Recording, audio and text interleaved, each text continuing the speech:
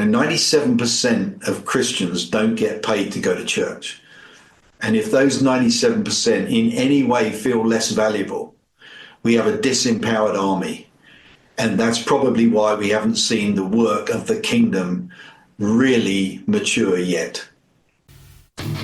Hello again, everyone, and welcome to the show. On behalf of Disciple of City, I'm Todd Carlton, and this is the Toddcast. Friends, thanks to our team here, executive producer Caden Carlton and media relations Sheila Juti for helping put all this together. Follow us along on YouTube if you're not already. Click the notification bell. Follow along on whatever streaming platform you're listening to, and just show some support to get these great messages out there. Friends, Disciple of City is a ministry that equips Christians with simple tools on how to share the gospel and become disciple-making disciples. You can check out our website at discipleofcity.ca. There's a free video series on there that you can download, and you can also check out our website at thetodcast.ca for a direct link to the latest episodes. We're on socials, Facebook, Instagram, all that good stuff. Follow along there too. Well, friends, today we're skipping across the pond to the UK to interview someone who had lived with his wife Sue in California for 15 years. He attended Bethel's BSSM and became part of the senior leadership team. On December 2016, they felt the Lord calling them back to the UK, and they returned to England and have been doing ministry in the UK and all over Europe since then. He's also written 11 books, with one of the latest called Your Divine Purpose. Please welcome Paul Manwaring. Thank you very much. That's definitely the best intro I've ever been part of. Welcome to the show. Thanks for taking time to chat with us today. Thank you. My pleasure. Yeah, love it. Did I get that right? 11 books? Is that accurate? I think that is, yeah. I mean, yeah. My first one was What on Earth is Glory, which was a crazy first book, but I thought it was important. And then I've gone through my prostate cancer journey, the Father Heart, Divine Encounters, Divine Purpose, and four short books on the gift of administration, which is another subject dear to my heart. Well, that's 11 more books than I've written, so good for you. Yeah, you got 2 more guitars than I've got to start with, so it's fair. Quite a repertoire with you as well. You also hold a master's degree from Cambridge and have a background as a psychiatric nurse. Yeah, that's correct. Yeah. Yeah, I mean, I can jump in wherever you like on my story, but that's true. My first career was a psychiatric and general nurse. Yeah. I just find that fascinating with spirituality and how that plays into your journey today. But Paul, if we could just start from the beginning, where in England you grew up and what your life was like with your family as far as faith goes and all that. Yeah, my family, they were a Christian family, being in a congregational church, and a lot of connections through the years. And so when I was born, I was taken straight along to a congregational church where my dad's brother was the minister. He had a real job as well. So that was the beginning. To be honest, we stayed in that church probably till I was about 8 or 9. And then my parents got a small business. And also there were some struggles in the church. So we were actually without church from about when I was 9 till about 15 when my father passed. And we then found a church when we were looking for where to hold his funeral. So a good, solid sort of Christian family, not the sort of charismatic Pentecostal, but sound Bible believing church. So from 9 to 15, you were not attending a church, you guys? Yeah, pretty much. We had a shop. Our journey was that my father lost his job. He has a pretty amazing story. I mean, he died when I was 15, but he was in the war. He worked for Bombs and Fuses, helped to design the bouncing bomb, and then was in intelligence after the war. So that was kind of a strange part of our story. But he got made redundant when I was, I guess, about 7 or 8. and bought a little corner shop, post office and corner shop. And it drained time, really. It was very difficult. Just, the only church in those days felt like Sundays. And so it was a struggle. Plus, the United Reformed Church had emerged, and my dad and my granddad weren't happy about that side of things. So, yeah, we were without a church. And then my dad got cancer when I was 13. And so from 13 to 15, a lot of energy in running the shop and taking care of my dad, who then passed on February the 28th, 1973. I can't even imagine losing a father so young. But Paul, like, from 9 to, so those early teenage years are so formative. So being without church at that age for you as a teen, and then your dad getting sick that way and for so long, how did that affect sort of your faith and your thoughts towards God at that time? Well, the reason why I emphasised the date is because that's actually the day I got saved, the day my father died. My uncle was there, he was a minister, and he prayed by my father's dead body a prayer. And he said, "You've closed one chapter of the book today." And I interrupted and I said, "Then start the next chapter and put my name at the top." And that was the day I got saved. And from there, we were looking for a church for the memorial funeral. And we were put in touch with Staines Congregational Church. And so I began going there in 1973 with my mother, and there joined the youth group. And my first youth leader was actually the woman who would become my mother-in-law. So it's got a fun story. Yeah, that's a little bit of a fun story. And obviously your wife was attending that as well. She was already there. She'd been there for a few years, and so she was in the youth group. And I first met her in about March '73, and joined the youth group and was beginning to really connect with her parents, who were the youth leaders. And then tragically, less than a year after my dad passing, Sue's dad passed, Alan, who was the youth leader. And that threw another curveball along the way. But a week after his memorial, Sue and I began dating, and we've been together ever since and married for 46, nearly 47 years. So that's really... that's where we first met, and it was all began really because my dad passed. I gave my life to the Lord and went to that church. Wow, 46 years. That's fantastic. That's a great testament to marriage. So good for you guys. That's so good. Yeah, and my mum stayed in that church from 1973 until literally. She just passed at 103 years of age, and she was in that church for over 50 years and serving there. So it was very much a part of our family. Yeah, and sorry to hear about that. That was just a few weeks back for your mom. Yeah. 103 it's amazing. I know. That's good innings. It's so good.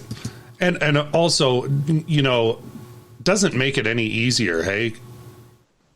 Sometimes we say that when people are older, but really it doesn't. I mean, you've got to spend so much more time with your mom and your life, and Absolutely, yeah. It's different, and obviously you look around, and the strange thing, the same day my mother passed, a 38-year-old mother of three friend of ours passed the exact same day.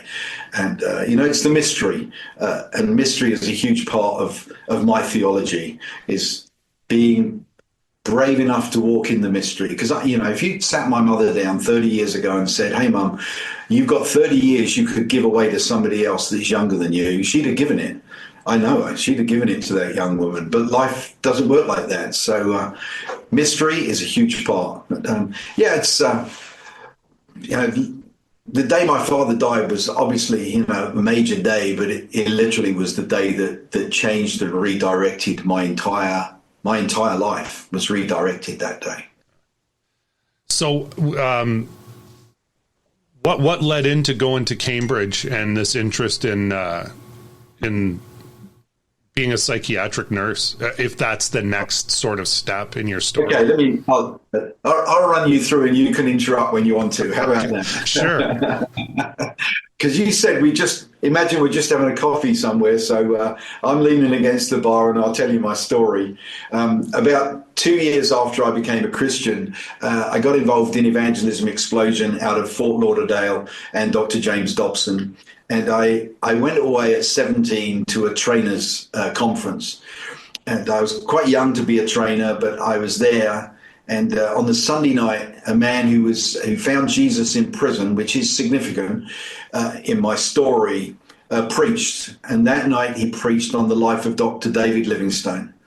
And he quoted Livingstone's prayer, "Send me anywhere, Lord, only go with me. Lay any burden upon me, only sustain me. Sever any tie that binds, save that which binds my heart to thyself and thy service." And I came home from that conference and I believed I had heard a call of God on my life. And I wrote to Sue's grandfather, who was a great missionary leader in Europe. He actually was the man that got Richard Wurmbrand from prison in Romania, a man famous for his book, Tortured for Christ. So I wrote to Sue's grandfather and said, "I've been called, what do I do?" And he gave me, I think, some of the best advice for anybody preparing for ministry. I thought he'd tell me what seminary to go to. And he said, "No, go and get some experience working with people." And so what do? You know, I couldn't join the police. I was a quarter inch too short.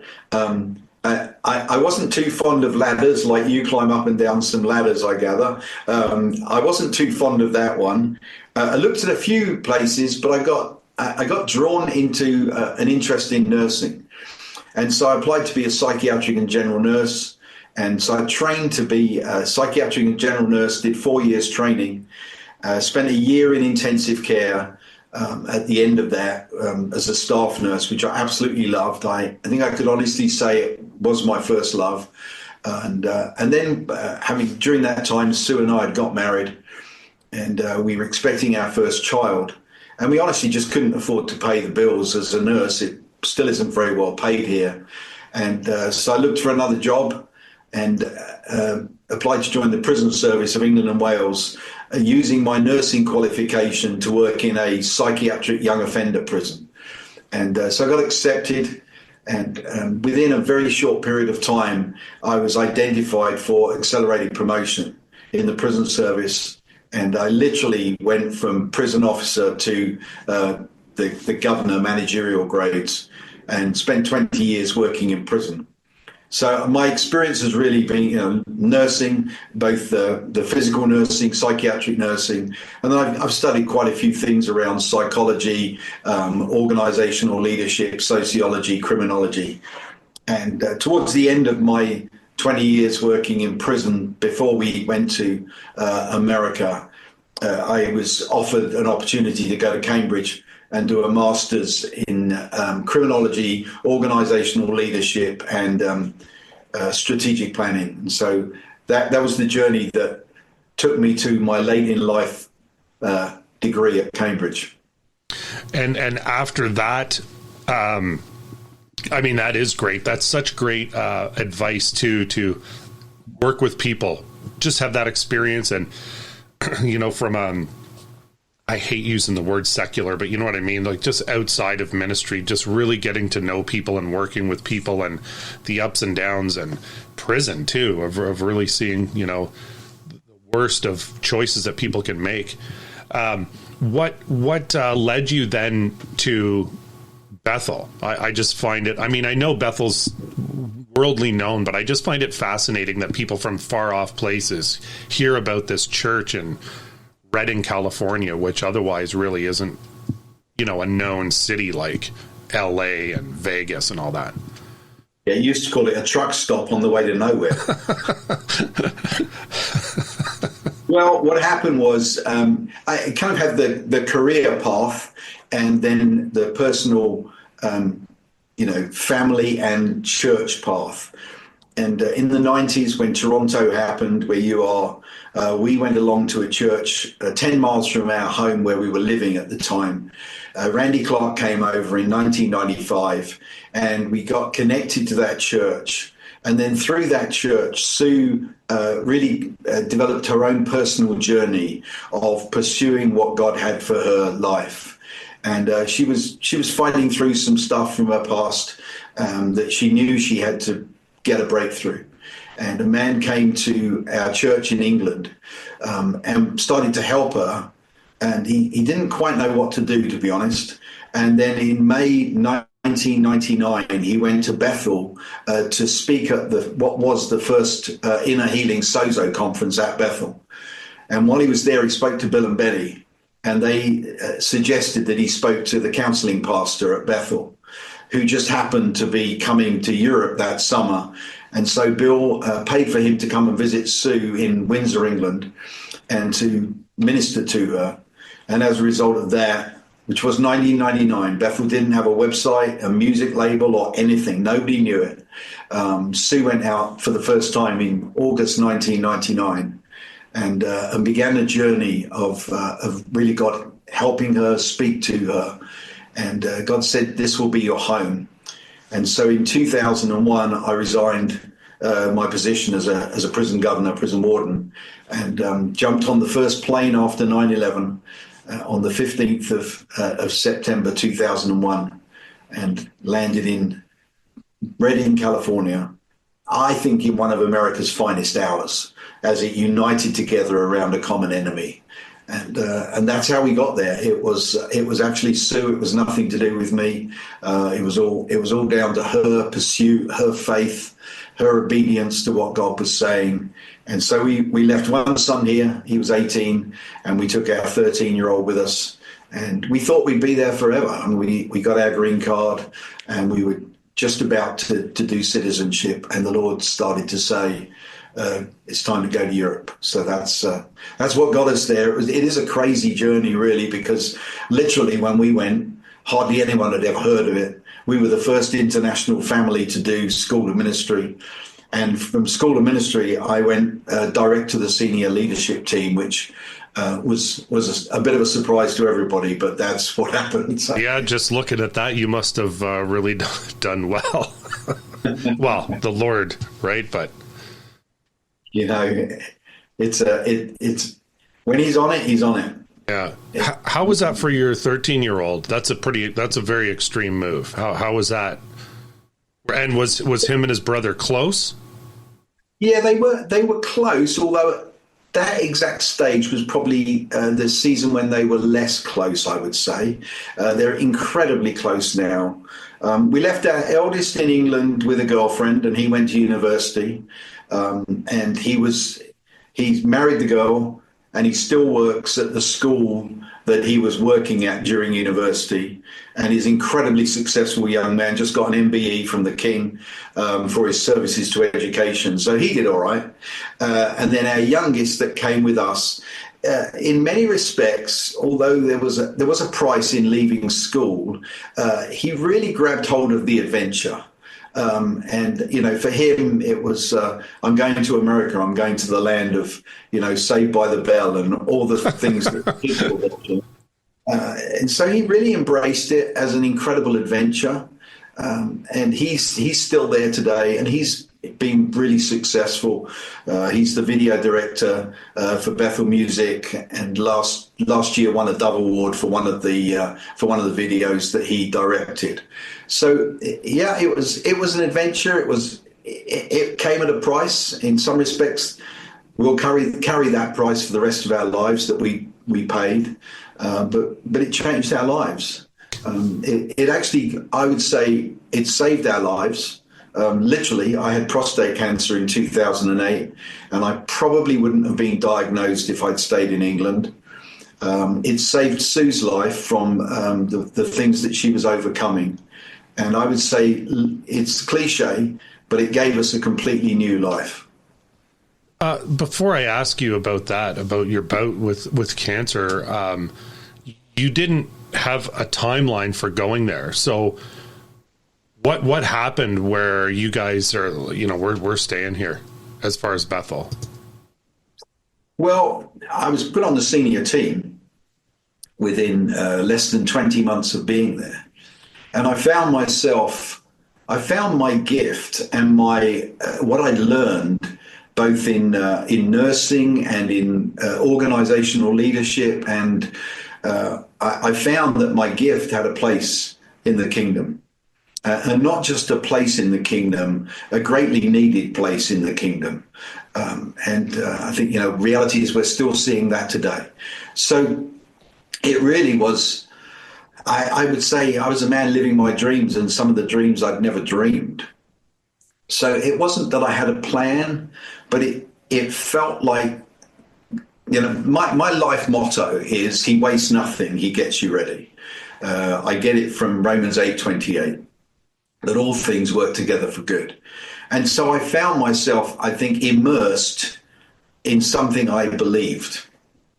And so I was offered a job. I got my religious workers visa. Sue's dream was to live there because that was the place that she was going to find the greatest freedom. And so we just, Banning Leibshaw, I don't know if you know him, but he has one of my favorite messages of his is build the wall in front of you from Nehemiah. And I think that's how I live. I live with what wall's in front of me today. I'll build that wall and I'll see where that takes me tomorrow. And so that's what we did, and we just did it faithfully. And it wasn't all easy. It took us about 7 or 8 years before we were really able to live comfortably in terms of financially and getting my green card and being able to buy a house. So it wasn't all easy and straightforward, but God was with us every step of the way. Amen. So your diagnosis, what year did that happen, and how did that affect you guys? Well, that was 2008.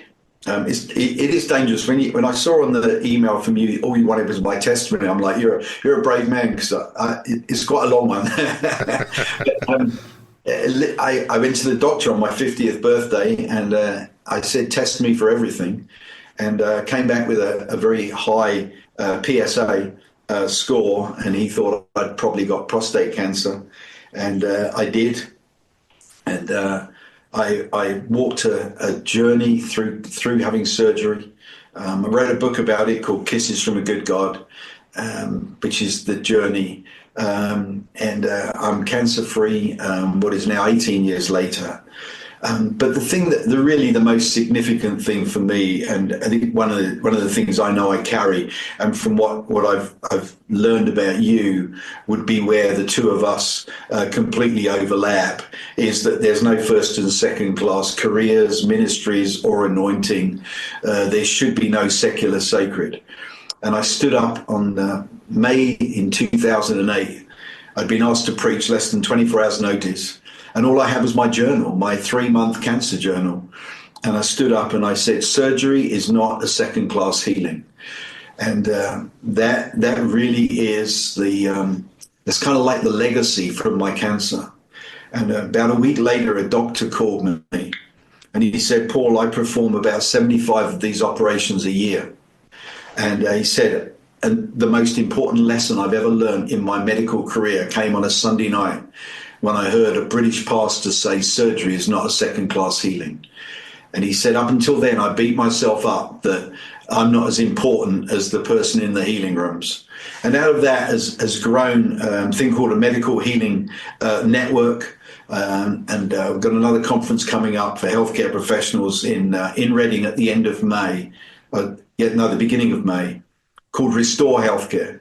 And my passion is, quite simply, this is to empower the healthcare professional to be the best they can possibly be in the natural and the supernatural. And so that was really my brush with cancer, produced some fruit that none of us knew was coming. But I believe it with all my heart. I'm so passionate really about kingdom. For me, it's kingdom. And like you, I believe a firefighter. You're out there in the real world. 97% of Christians don't get paid to go to church. And if those 97% in any way feel less valuable, we have a disempowered army. And that's probably why we haven't seen the work of the kingdom really mature yet. Wow, that's so true and so profound. And really interesting. So my wife's a first responder too. So that whole, you're so right. And that's so true. And that whole healing thing, how we sort of view and shape that. But it's for his glory, right? And I'm sure many others, but that doctor touched in that process. And yeah, and I'm sure you must know Lynn Gervais that went along with Todd White. Yeah. That had the double lung transplant. I mean, to see videos of her in the hospital going for surgery and praying for nurses as she's wheeled down the hall, and the nurses are weeping, right? Like, so yeah, healing can look so different in so many ways. But you know what, to me, and I'll caricature the first responder, fireman, but what could be better than being over the shoulder, being carried down a ladder of a praying professional first responder? What's better than that? And if all the Christians were working in the church, we'd leave the first responders to be praying to unknown gods instead of being men and women of God. And it applies to every career. That's why one of my strongest teachings is really about spheres of influence. I'm not the mountain guy. I don't teach dominion mountains. It's spheres, and every one of us is valuable when we work in our sphere of influence. You know, my son is a director of music. He's the president of the Music Teachers Association of our country, and he's working on a project at the moment that will change kids' lives. It's called A Choir in Every School. And it's very simple. It's putting the arts back where it should be. Some say, well, he's not preaching Jesus. It's like, well, he's actually not paid to do that, but he's making a difference in our world. Yeah, and he's still carrying the presence. Of course. Right? Yeah. So yeah, that's right. Yeah. That's why I say I think we're on the same page on that subject. Yeah. And obviously, you know, just looking at your bios and stuff, there's a real emphasis on sent in your ministry, right? Everything that you do, resourcing people and helping people to know the biblical truth that we're sent.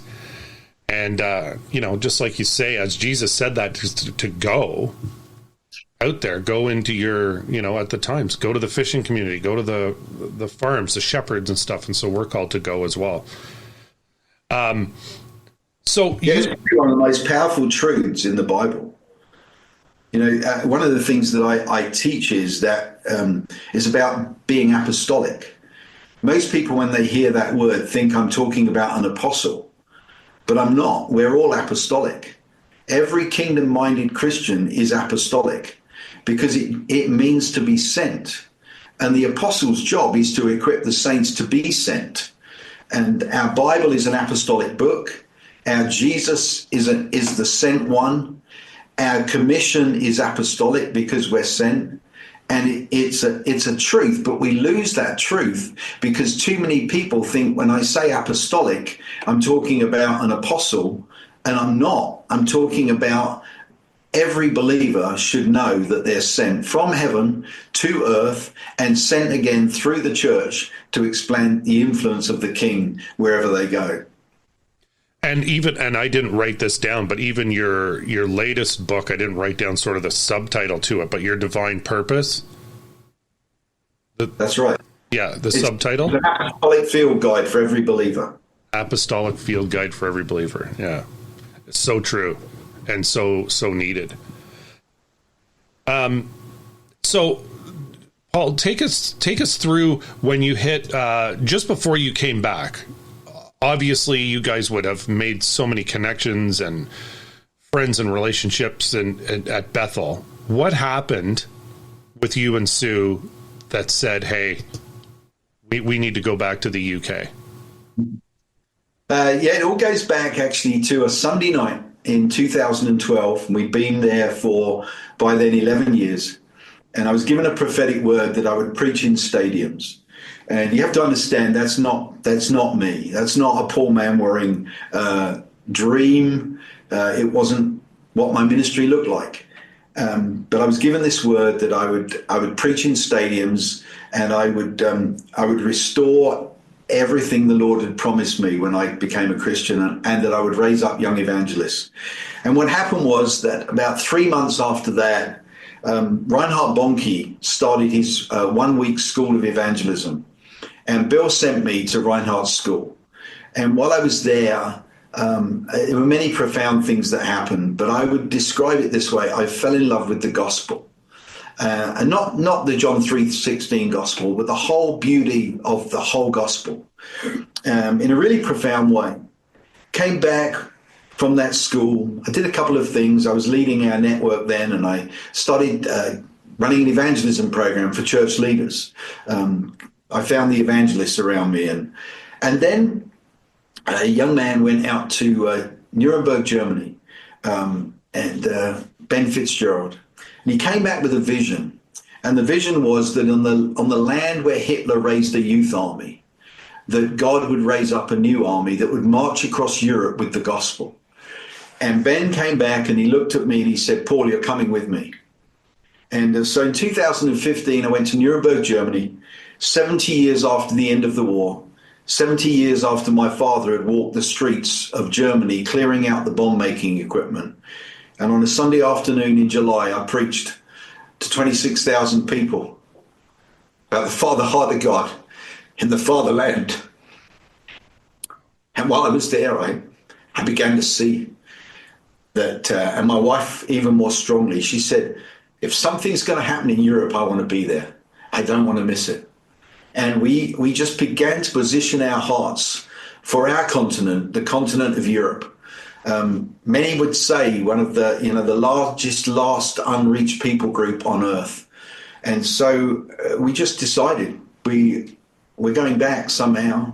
And then we got random prophetic words, people standing up in meetings. One of them sang the tune from one of the Monty Python movies, "You're going home, you're going home." And so we just knew that we were to do it. We didn't know exactly what that would look like. We actually didn't have a huge amount of money. We managed to lose a lot of money in the property crash, and so it really was a step of faith. But we spoke to the team in the middle of 2016 and said we believe we're to go back to Europe. There were a few things we came back to do, and to be honest, nearly all of them failed. We didn't fail because of us. They just disappeared. Things that we thought we'd hang our hat on, so to speak, disappeared. And then since COVID, we've watched nearly all of those rebuilt. And we came back for Europe. We came back for this country, for the UK, and no regrets. Absolutely not one regret about what we've done. And a curious thing has happened, and I wish I really understood it, both theologically and psychologically, but I feel more connected now to Bethel than I did when I was there. Wow. And for me, I think it's something to do with when you're truly sent, you never leave. And I wish I could explain it to you better, but it literally feels like we were very profoundly sent. We had more meetings to send us than I can remember anyone having. And there was something about the way that we were sent that has meant that we never left, and that there's always a door open for us, not just to return, but to speak into the life of Bethel, and especially at the moment. That's really interesting. If you really read, if you really get into Paul's writings, it seems like that too. His love for the Thessalonians and whoever he's speaking to specifically in all those books. So I don't know. That's what I thought of when you had said that. Just that connection. Ben Fitz. So at that timeline, then that's when Awakening Scandinavia in Stockholm. That was the second one. Yeah, which you were at. I was, yeah. Yeah, and even this, so I told you my motto earlier: he wastes nothing, he gets you ready. The first Awakening Europe in Nuremberg, I knew what to preach because my father had been in Germany, and I knew that I was going to go back and drop a different bomb, the bomb of the Father's love. When Ben said we were going to Stockholm, I couldn't believe it because I was a hostage negotiator trainer in the prison service. And Stockholm is Stockholm syndrome. So I knew what to preach. I'm preaching on spiritual Stockholm syndrome, that the people of Stockholm would become too closely associated with the perpetrator, the enemy. And then he came back from Stockholm and he said, Paul, we're going to Prague. And honestly, I was beside myself. I said, you won't believe this, Ben, but my wife's mother was born in Prague. I know what to preach. And it was a setup. It was an absolute setup. And yeah, Awakening Europe was birthed then. Awakening Europe now has Awakening Church just near Basel in Germany. There's now Awakening Europe, Awakening Business, and I think there are now 7 Awakening churches. And it all began with that. Yeah, and I brought up Sweden because I came to faith in 2009. In 2015, the director of our ministry, Adam Shepsky, who's friends with Ben Fitz, all right, he took me there, and that event was life-changing. Was one of the significant life-changing spiritual events for me. Wonderful. Yeah, beautiful. It was a beautiful event. I can still see that stage and the way it was laid out in my mind. It was a very special time. And I probably I don't know if we chatted, but I because Adam was in ministry, we were in an area with Ben and Daniel Hagen and just all the people and Jake Hamilton, everybody. So I like we probably crossed paths at the time. But I tell you, I was so for 3 days, God was just doing something so powerful. Anyways, it's not about me, but that's great. It's just interesting. Yeah. So as you journeyed along with Ben, then what? And I saw too that you're working with John Luke, who I met there as well. What was the birth of what you're doing now, independent of that, with your ministry and your heart and where God's taking you and directing you and Sue? Yeah, I'm really just a continuation. In many respects of me teaching what I was already teaching. So, traveling, to some churches, teaching in some schools. But two of the three of the big things that are specifically mine is this whole area of organizational leadership and strategic planning, apostolic kingdom strategic planning. So I've really just carried on. I think what I do is I just follow what God's doing next. So here in the UK, I'm ministering in churches and some schools. But what's happened more recently has been quite significant.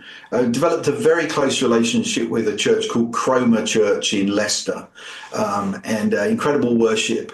And the leader there and the two leaders, the couple, and Sue and I are working together on 2 leaders gatherings a year, a conference together, and we're actually now beginning a strategy to develop what we've called a fellowship of friends. And so that's happening. And then alongside that, I developed a relationship with a businessman who sponsors his own charity called Imagine the Day. And long story short, I was doing a little bit of work for him. He runs an entrepreneur boot camp, and I'd spoken at that a few times. And then he asked me if I'd join the board. And it was a difficult time. I'd just been involved in an investigation of a church which had been very painful. It was my best friend's church, and but a lot of pain, and they're no longer our best friends, sadly. But this businessman asked me to join his board. And my first board meeting, he asked me to do something. He said, Paul, there's 7 million churches in the world, and only 1 million are growing.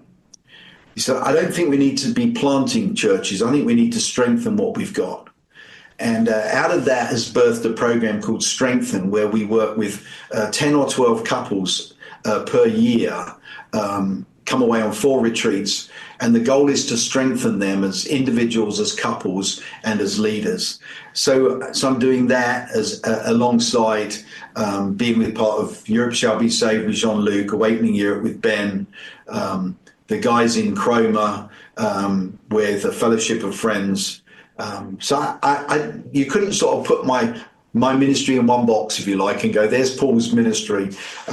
Some of my strengths would be organizational leadership, coaching, really coaching organizations, strategic planning, and teaching about really culture. How do you truly lead kingdom culture, and how do you allow kingdom culture to bring about the change that you want to see?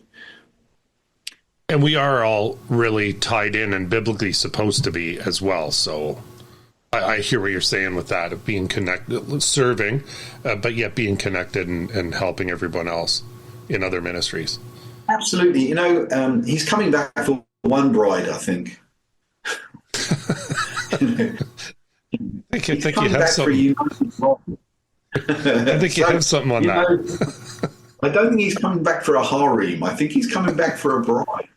And so for me, it's interesting. I had a prophetic journey with the Lord at the end of 23, beginning of 24, and I gave the Lord the next 22 years of my life. And I said, I'll give you my last 22. And not that I'm planning on dying at the end, but I might just slow down a bit. But I really felt that the Lord said, I want your last 22 because I want you to help to strengthen and purify the bride. And that's really one of my passions. I love the church, and I want her to be beautiful. I want her to be walking in unity. I want her to be walking in power. And so quite a lot of what I do is around that. This is kind of going back, but just curious. It's just sort of something that came to me. You said when you grew up, your church and how you grew up, it wasn't Pentecostal and sort of that charismatic nature, nor was it for me. So I'm just curious as to how did that birth to you, and what was that like as you witnessed stuff? For example, I know for me, I didn't grow up with that, wasn't necessarily indifferent, but I can't deny the things that I've seen and the powerful things of God. So what did that, how did that look like for you? Well, when I became a Christian at 15, I started going to an evangelical church. But that evangelical church, every now and then, had somebody come and speak that was a little bit outside of the stream. And the more I listened, the more I knew really the core truths. He heals and he saves. And that for me was non-negotiable. And so that was really deep in me. Through those years in an evangelical congregational church, I would listen to a preacher who wasn't disagreeing with that when he preached it. He just wasn't helping us to practice it. And so when Toronto happened, we stepped into, I think, what we'd always believed, and that is that God wants to show up in power and in presence and in healing. So it wasn't something that I had to have a major turnaround over. It was a lot of what I was reading. My first week as a student nurse, I took 2 books with me to my nursing school. I took Catherine Kuhlman and a guy called, in those days, Jay Adams, who was probably one of the only people who'd written on kind of Christian psychiatric sort of perspective. Those are my 2 books. And while I was nursing, I knew beyond a shadow of a doubt that he healed. And I knew beyond a shadow of a doubt that he delivered people from mental illness. So it was always there. And I guess I've lived my life looking for the more. And when the more shows up, I can't deny what I've seen. I think you're saying the same thing. I can't deny what I've seen. Yeah. And looking for the more. Absolutely. Our ministry, we love that. More. Yeah. More God. Yeah, I guess just a curiosity. I mean, Paul, that's what it was for me. It's just that there was something inside where when I first came to faith, I didn't know how to phrase or talk about the Holy Spirit, but I knew there was something more, and I was just so open. Maybe that's it, right? Maybe if it's the fact that if we're just open to let God be God and do what he wants to do and show us what he wants to show us, we'll see more. Oh, absolutely. The Bible is predisposed to increase. It's 4 verses I always pray over people. If they want a father's blessing, I pray 4 verses. The increase of his government, the greater revelation, the glory to glory, and the greater works. They're all in there. He said we're going to see there'll be no end to the increase of his government. He said if we learn to recognize the glory in others, we'll grow from glory to glory. He said, eye has not seen nor ear heard nor heart conceive what God has prepared. And he said, greater works than these shall you do. Come on. It's more. Yeah. And I think, what I often say is this, if you imagine that Jesus was in the Olympics in AD 32 and he did the high jump and he jumped, 4 meters, a ridiculous height. If he jumped that and at the end of it stood and put his arms out and said, that's it, and no one will ever beat that, there'd be no point in having the high jump.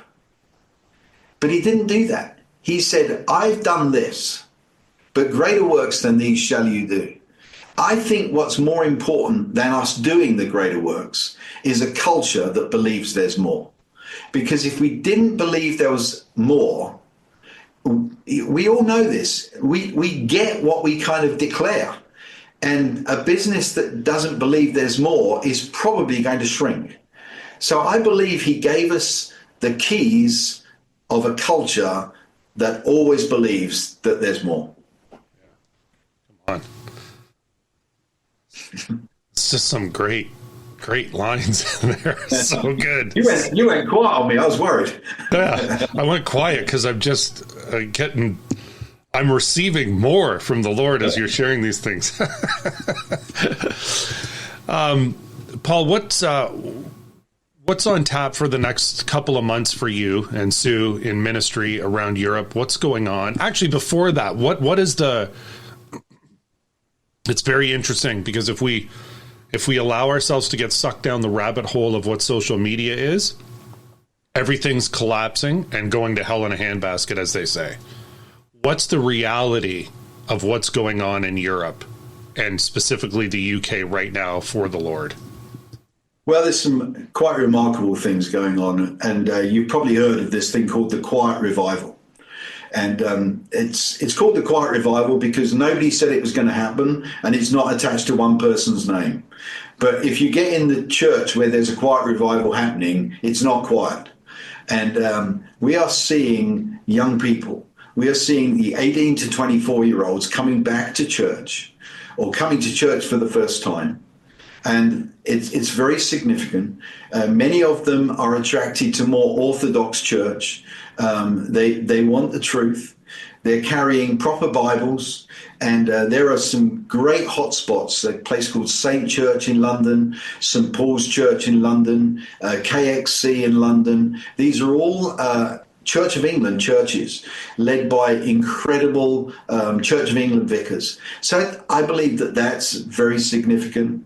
And we are seeing an increase in Bible sales. We are seeing a significant increase in men not coming into those churches.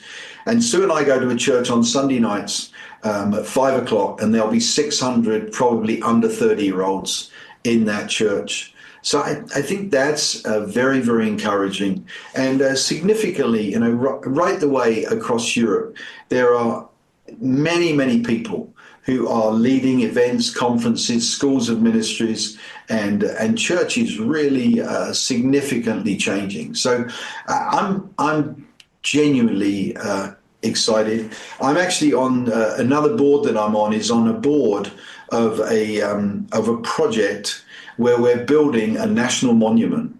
And the national monument is called the Eternal Wall of Answered Prayer. It's a £35 million monument, and it will be built by a motorway, and it's estimated some 42 million people will see this every year. It'll have 1 million answers to prayer.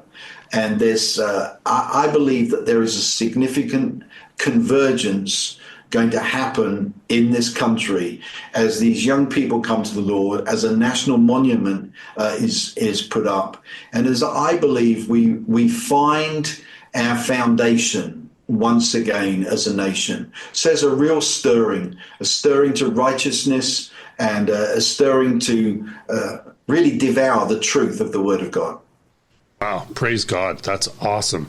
That's so great to hear. So great to hear. So Paul, what is next? What's going on the next short term for yourself and Sue in ministry? What are the plans? Well, we've got our strengthen course coming up, which we've got 10 couples. We've actually got the 3 years now running, so we'll be leading that in the next couple of weeks. We've got one of the conferences that we're a part of in Leicester called Presence and Promise. So we've got that. I'll actually be out in May at the Restore Healthcare Conference, where I'll be gathering with probably 300 or 400 healthcare professionals, which is a very important and significant part of my life. So it's definitely full. I'll be sending my mum off at 103. We got her Thanksgiving, so that's definitely a part of our next couple of weeks. And we try and mix up with that some good family time, and we love our family. So I tend to be busy. I tend not to be somebody who has the one big project that's going on, or building my one ministry. I'm, as I've already said, serving in a number of places. I'll be speaking at the CFAN, Christ for All Nations School of Ministry, as well in March. So very excited about doing that. So yeah, a lot of different things, plus some local church activity, and going to a couple of places on Sunday just to preach and teach. So, amen. Full. Good. It's good. Yeah, it is good. Serving the Lord. That's good. Paul, thanks so much for your time and sharing your story with us today. You're very welcome. It's fun. Yeah. Friends, the website, which is being rebuilt right now, we were talking about that at the beginning, but it's paulmanwaring.com. We'll have that description down there we'll have that in the description, and we'll also put in the link for your books. I encourage you to check out some of Paul's books, especially if you want more in the Lord. Paul, and I can follow me on social media. Jump on social media. You can find me on Instagram and Facebook. I'm there. So yeah, that as well. And we also typically put the links in for that, for easy following. Paul, I just had one more question for you.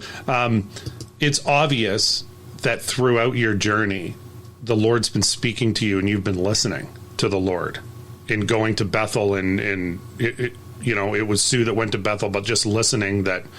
And just going, and all the things that you did when Ben called, all that kind of stuff. If you had the opportunity to talk to a younger person who sort of has aspirations to do something, but they're not actually listening to the Lord, they're doing it for themselves or what they think they should be doing, how would you encourage them and help them to listen to the Lord? I have a very simple, I call it my elevator destiny pitch. Question number one is, what do you love? Stop and just consider what you love. Question number two is, what are you afraid of? Because often the devil will put the opposite of what you're called to. And then what's the victory of your life you most want to repeat? And what's the prophecy or promise of your life you most want to see fulfilled? And in those four keys, they can begin to hear something. They start in the natural. What do I love? What do I fear? What's my victory I want to repeat? What's the promise I want to see fulfilled? And it will begin to open up their ability to hear what God's already said to them. Proverbs 20 verse 5 says, the plans of a man are like deep water, and a man of wisdom draws them out. And I think sometimes we are our own man of wisdom, and we need to put our hand in our well and see what God's already put in them. Amen. That's very interesting. I found that in my life. God's already said it. Sometimes we ask, and God's already actually spoken. Yeah, that's right. Yeah. Very true.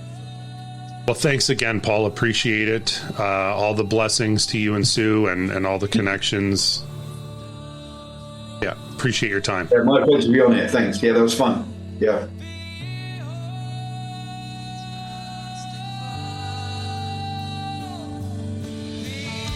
We're called to go, friends. Sent. We've been sent. We've been sent, like those of us who have received and found the truth in Jesus have a lot of times found that because somebody was sent and came to us and shared with us. So if you're listening to this today, just remember, we're called to go wherever you are. There's a sphere of influence that you have, and you carry Christ with you. He will show you the way because he has gone there before you. Be blessed, friends. We'll see you next week.